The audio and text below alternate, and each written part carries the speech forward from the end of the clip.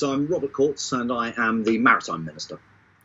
So how is the DfT actually working with the maritime industry to source the best solutions? What examples can you give us?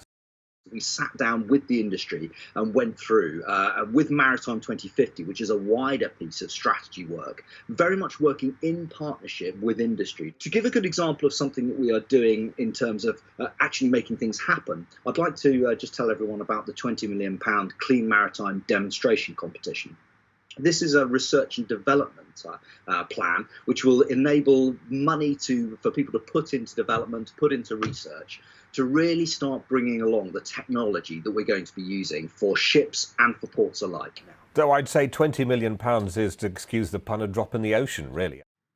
So, look, there's a couple of things here. Firstly, you're right to draw attention to the scale of the challenge because it is significant. It's not just ships themselves, there's also the shoreside things, there's port infrastructure as well.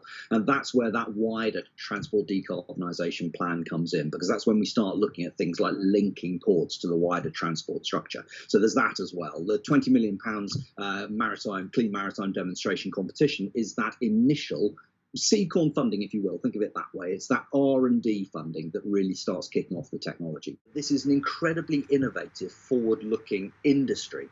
The industry has always been very good at being right at the forefront of technological change. That is the case now. This isn't something that industry is being forced to do by government. This is something that industry is enthusiastically taking part in. And I'm confident they will be playing their full part as well. I'm sure you're aware of the Castor initiative, which is this idea of creating a vessel that is powered by ammonia. There are 6 participants in that, largely private sector, and the port that's involved is Singapore. It's not a UK port.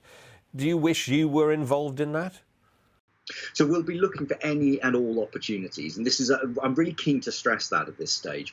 We want to use this, and using through the medium of COP26 as well, as a chance to relaunch UK shipbuilding, because there's a real opportunity here for us to start leaning into what the next generation of technology is going to be.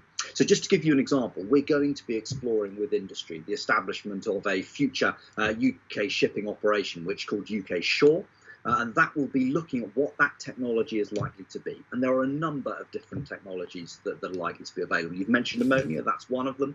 For smaller craft, we're looking at electric and battery technology as well.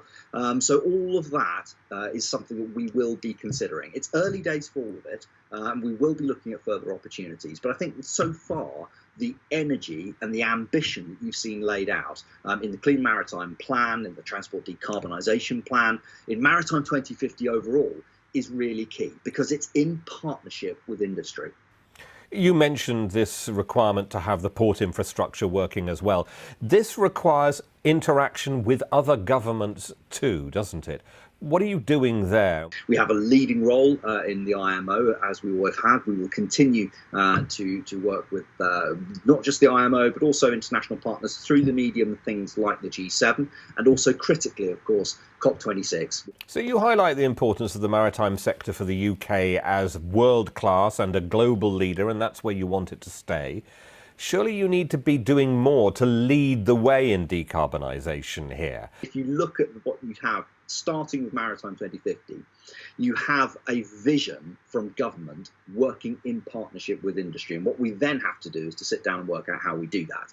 It's very rare, actually, you get the chance to have a technological reset where you have new technology coming on stream, where you have the chance to relaunch shipbuilding, where you have a chance to be in the real vanguard of the new technologies that are coming along. And we are making sure we grasp that with both hands by making sure that we have a strategic plan and we work very closely with our amazing industry partners. Robert Courts, thank you very much indeed. Thank you.